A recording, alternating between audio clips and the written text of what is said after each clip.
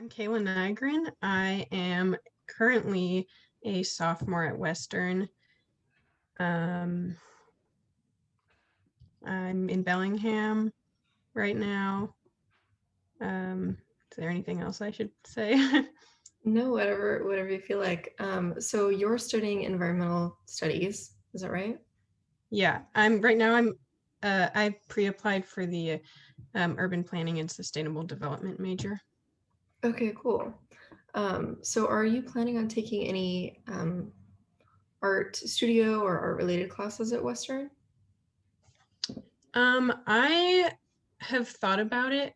At the moment, I am undecided because there are a lot of other environmental studies related classes that I really want to take, and I guess it all boils down to a matter of time.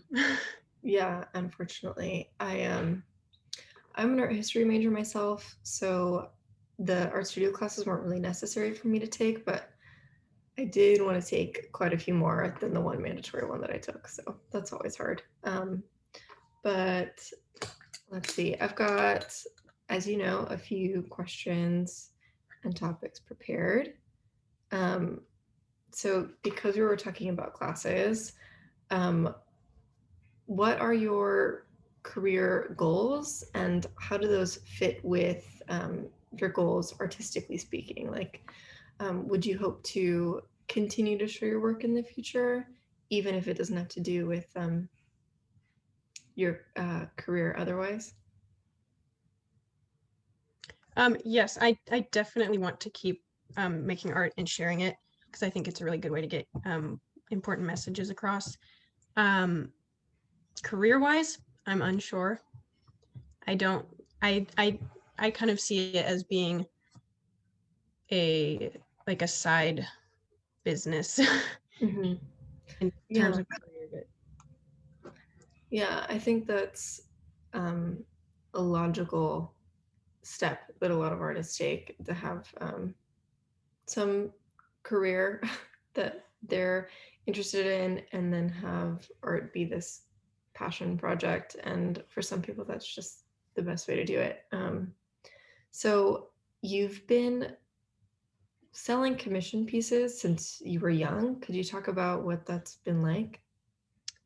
um, well, so I sold my first commission when I was 12, and that was kind of like a kind of strange because I'd never like actually made money off of it before, and it was the first big painting I had ever done. And then after that, I just started getting a lot more business with mostly friends and family. Um, so it kind of just happened fast, and I've been doing it for so long, it just feels normal. But I am trying to stray away from commissions now. I'm not doing any for 2021 because I want to have time to make some of my own art, because commissions can get kind of monotonous and boring. Yeah. So, what is the difference that you're finding in? I would assume that when someone commissions you for work, that they already have a pretty good idea of what they want. Um, and of course, that can differ from the artist's intent. But what do you think is the major difference lately? Like, what are you inspired to make in 2021? Well, I think the biggest thing with making my own art as to commissions is that a lot of commissions are people wanting paintings of like a pet or something, and that when I want to make my own art, it's more like the In Our Hands painting, um, focused on a message that I want to get across. And commissions, they don't, it can get boring in the sense that I feel like I want to paint something that is important for other people to see. And so that's what I'm hoping to have a lot more time for this year. Um, I have some projects in mind, but I haven't started anything yet. Yeah, I definitely understand wanting to make something that speaks to something um, perhaps bigger than a lot of the folks who are viewing the piece. Um, So, considering the pieces that are in the show in our hands, um, they have this sort of environmental perspective built in. Could you talk a little bit about um, what got you interested in creating artwork that reflected this environmentalist sentimentality? Well, what inspired me to create this? Sure. Yeah. Um, well, I've always in the environment, like environmental focus, environmental sustainability, and I've always been really passionate about knowing that whatever I do in my career or my life, I want to do something that is bringing awareness or helping change um, our current environmental situation. Um, and I think being so passionate about the environment and really loving painting and loving art, they kind of just naturally came together. And that has been my main inspiration for a while now for wanting to keep creating art. So it just seemed like a natural, um, I guess, coming together of those two loves for you. Yeah. Yeah, that's awesome. Do you think that there's a particular like memory or point in your life when you were like, sustainability is something that I really care about and I'm interested in? Um, do you Um, anything like that? I couldn't really say that it was a specific moment. I've always, like, before I knew I would be interested in sustainability, I knew that I loved like nature, and I would paint, like I always liked painting nature scenes or animals. But I think one of the main reasons that I've come to be interested in sustainability is because um, of the focus that we've had on it in my family. My dad, he built our house, and he used some sustainable practices, and so he's been a big influence in like showing me a little bit about like how important it is, and influencing, not necessarily like, he's just shown me how interesting it is and how important it is. And I think I kind of have the natural affinity and attraction to environmental issues, and it just kind of generally developed, and over time developed into this interest. That's cool that your dad built something with sustainability in mind. I feel like that's something that we can see in a lot of new works of architecture, but is not really standard practice, which seems silly.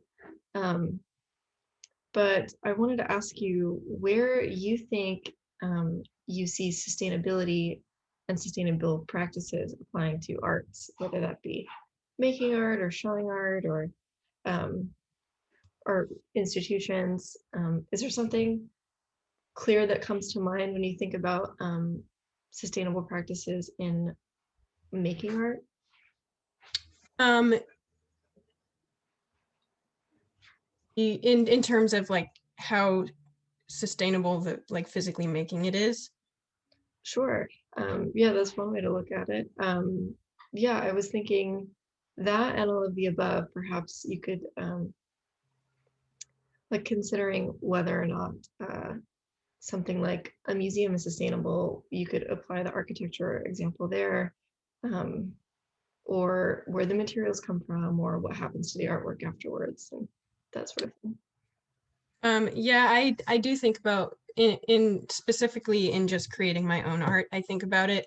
I've been wanting to get into making my own, so like stretching my own canvases, making my own frames, so that I can assure that they're from a more sustainable source, or just finding, there are websites and places where you can um, get sustainably sourced products and paint and non-toxic stuff. I mean, that's generally pretty easy. Acrylics are not very toxic, and that's what I focus on. Um, but in terms of museums, I haven't thought about it a lot. I think anything that is going to somehow raise awareness of an issue, it's important, and there's always ways you can make something like that sustainable and find a way to just raise awareness for other people. Yeah, totally. So you mentioned building your own frames and stretching your own canvases. What kind of materials do you think you would choose to do that? Um, I I don't know about canvas material, but in terms of um, frames, I have it's less about like the specific wood I would use and more about the fact that my dad is a woodworker, and so I have a surplus of wood scraps and all of that available to make frames without having to get it from an outside source. That's awesome. So you have two pieces in the show that have wooden frames. Are those things that your dad helped you to create? Yeah, he made those for me, and that it inspired the paintings that I put on them. Yeah, I think that especially oh geez, now I'm forgetting the names of the titles of each piece. The larger one with like the rounded painting and that sort of like crevice between the two sides of the wood, that I think shows such a unique organic form that is so different from the other pieces in the show. Um, was that piece of wood already shaped that way? Like, was that shape kept relatively the same as when it was Yeah, found? yeah, that was pretty much as is. He didn't really change it much. And I saw that like crevice and I was like, I just see a stream flowing through there. Yeah, totally. I think that the imagery of the stream and the grain in the wood flows together so nicely. I think that is probably my favorite piece in the show. Um, let's see. All right. I was like, I have another question related, and I had to check my notes for it. Um, but I think that there's a possibility, unique possibility, I think, for art and science in general to come together. Um, could you talk about where you see that happening, or whether that's something that comes to mind in your own practice?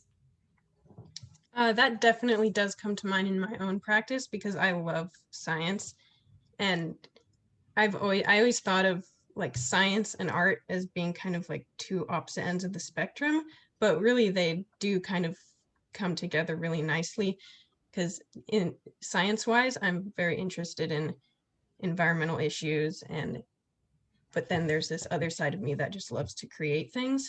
And so the more I learn in school and about these topics that are important, the more it kind of drives my motivation to paint.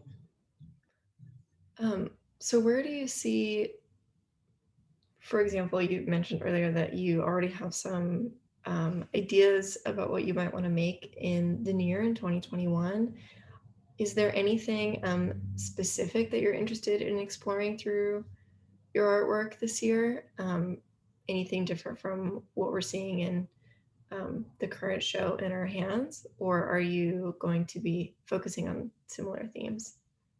I have some ideas that are similar in the strictly natural environment and animals and preserving our natural environment sense, but I think I've also taken on a little bit more of a focus on people and environmental justice and how all of these consequences of climate change are impacting everyone around the world.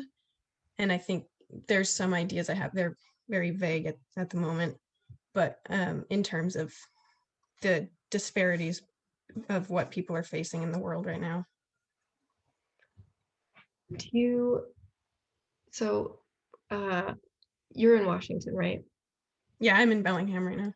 Yeah, so what I wanted to ask was, are there specific disparities that you're seeing in our area, in our region? Are there things happening locally that inspire your artwork? Well, environmental justice and institutional racism are kind of prevalent in, like, you can find examples of that almost everywhere. And that's one thing that I've been thinking about for creating a piece that in this year. And I think most of the issues that I am concerned about when I'm thinking about making a painting or a piece of art, I think of them on a very global scale, and like they apply to local examples, but I think I have more of a global sense when I'm thinking about issues that I want to express to the world. Mm-hmm. Is there a particular issue that you're really passionate about at the moment? At the moment, I think um, environmental justice probably right now. It it's just it's hard to ignore, and I've learned a lot more about it recently in classes that I've been taking, and it's very obvious how related and connected everything is, and it's it's crazy that this issue is so obvious and so, like, there's so many things we could do to help, and nobody's like, it's hard, no one's really doing that much to help right now. And I think frustration is part of one thing that motivates me to create art and share with people. Are there are you making any, I mean, I think that creating artwork that speaks to the issues that you're passionate about is a service in and of itself. But are there other ways that you personally like to practice sustainability, um, with regards to any of the myriad number of things that we could do to be more sustainable? Well, I don't have a car, so I bike to school. Well, I don't bike to school now because it's online. um my family, I'm also living at home right now, and we have a compost and garden system, and I think that's one small way that you can uh, make a small impact, or in your community is not contributing to that cycle of food waste going where it shouldn't go, and we can grow our own food. That's a plus. um Other ways that I practice sustainability, well, I think I'm generally always kind of have it in the back of my mind, and that influences decisions I make. Like, I try not to shop very much, and if I absolutely need a piece of clothing, which doesn't happen often, I'll try to get it used. Or so I think it's always kind of in the back of my mind and influences decisions I make in general. Mm-hmm. Um, I feel like, just as someone who has also been learning about how to be a more sustainable individual, that there are certain privileges that I have in making certain choices, like the kind of food that I eat and where I buy it, where I buy my clothes from, and things like that. Those are choices that I have the privilege to make. Um, are there um, ways that you think sustainability can be practiced that's really accessible? Like, can you think of a way that someone can be more sustainable regardless of their uh, financial freedom or their position in a social hierarchy, etc.? I think that's a really difficult problem, because I think food is a big issue. People with low income, it just have to get food that'll feed your family, and you're not always concerned about where it's coming from. I think there are ways that we could make healthier, more healthier for people and the environment food more accessible to people, but I think that I don't know how to solve that problem. And Yeah, I don't think many people do know how to solve that problem. But I do think that in an area as lush as Bellingham is, we do have, I see potential for there to be something like a community garden. I know that the Outback probably isn't being used right now because of COVID, but the Outback garden on Western's campus over in Fairhaven, I think is one of those places where we can see potential for at least in our community for us to be able to solve some of those issues with food, especially. Um, and then I also wanted to, I mean, this might be a hard question, but I just wanted to get your opinion. How, if it does, how do you think the artwork can affect change?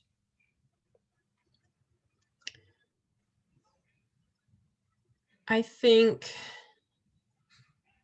I've thought about that before, because sometimes it feels like if people don't really understand it, then kind of what's the point in trying to spread it and share it with people. I think one of the biggest ways that it can is to like is to move somebody and give them a strong feeling from the painting or whatever artwork, and that might resonate with them more than other issues, other ways of trying to give people information about what's happening. And I think, I don't know if that, how much benefit that really provides, other than like awareness of an issue and how much that impacts your choices. I don't really know what it's like for other people when they're seeing the art. Um, but I do know that if sometimes if a piece really sits with me, then it'll make me think a lot more about what the piece was about and how that influences my life, and what if that might influence the decisions I make. I think it's more of a, what artwork does is more of an individual, what can I do to be better kind of impact. Mm-hmm. Do you mean what can I do as an individual who is viewing a work of art, or as someone who's making it?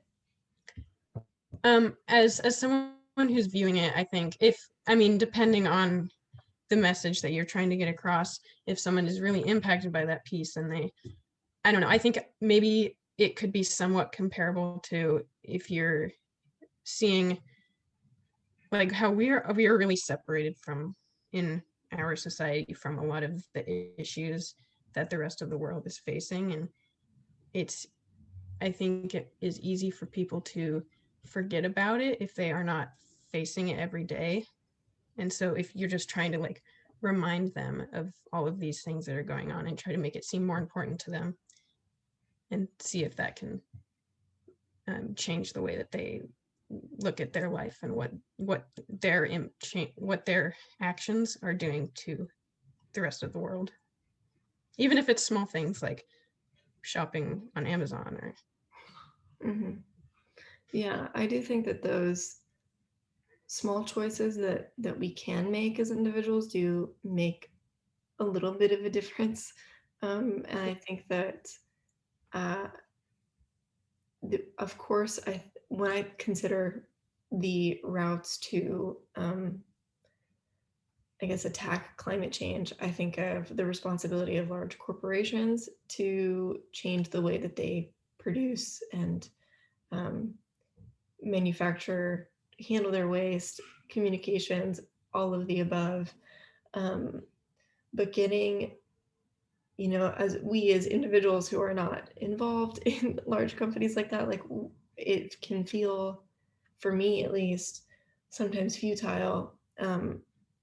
What my efforts feel futile, but I do think that with visual culture like artwork, you can do your best to provide something that's going to sort of reinvigorate this feeling of responsibility within people. And I think that if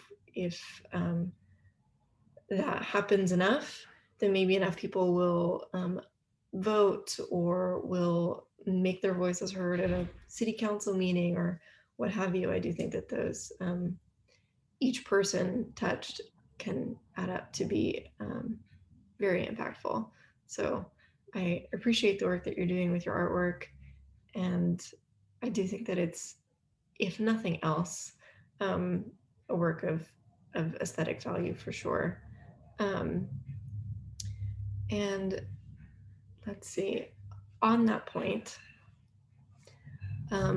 do you have any, I know earlier that you said that your goals for artwork in 2021 were kind of vague, but is there something on your mind that you think you'll try next to make?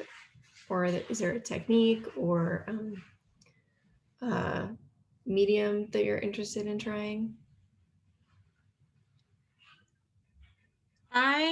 I'm interested in a lot of mediums. I think acrylics have been my main focus just because I like the way they work, and I can do a lot more with them rather than colored pencil and oils too. I've used before, and I think I might be too impatient for oils. But I think I acrylic painting, I find that to be, it excites me the most. And in terms of specific ideas I have in mind, I I mean, like I said, it's vague right now. I want to do, the challenge right now is that I don't have a lot of space for doing something big, which I want to do. Um, so I'm still trying to work out the details of my next project.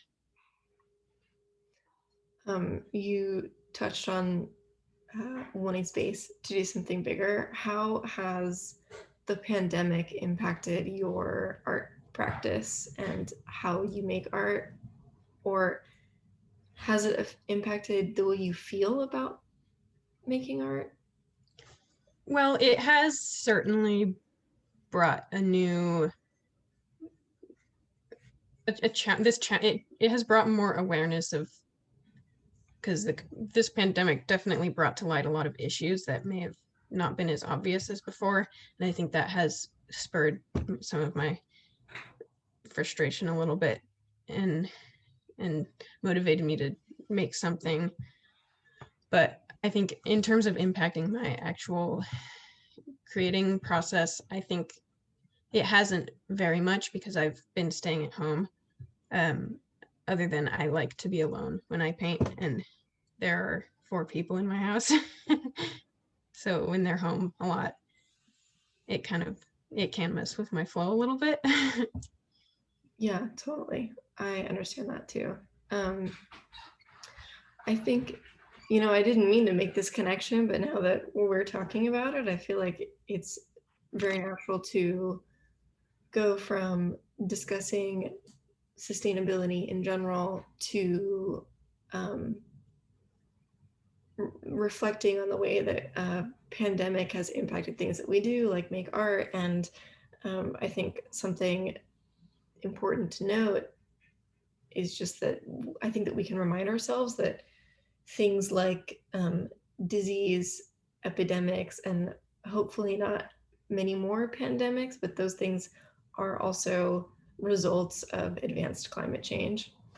And I'm not the expert in the field, but I do think that it's kind of sadly ironic that that's come back around in our discussion, just as I'm reflecting on how COVID has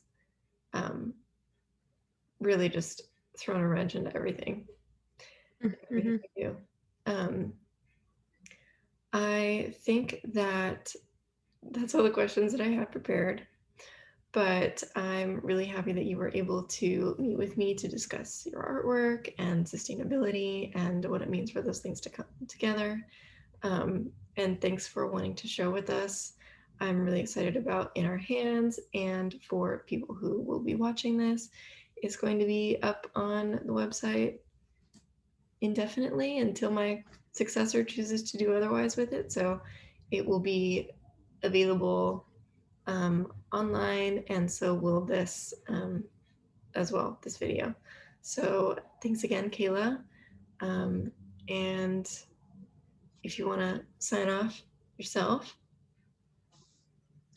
Yeah, thank you for having me here. This was awesome. Awesome. Yeah, I've had a good time chatting with you, and thanks again for taking the time. Yeah. Awesome. Okay. Thank you. Good night. Bye.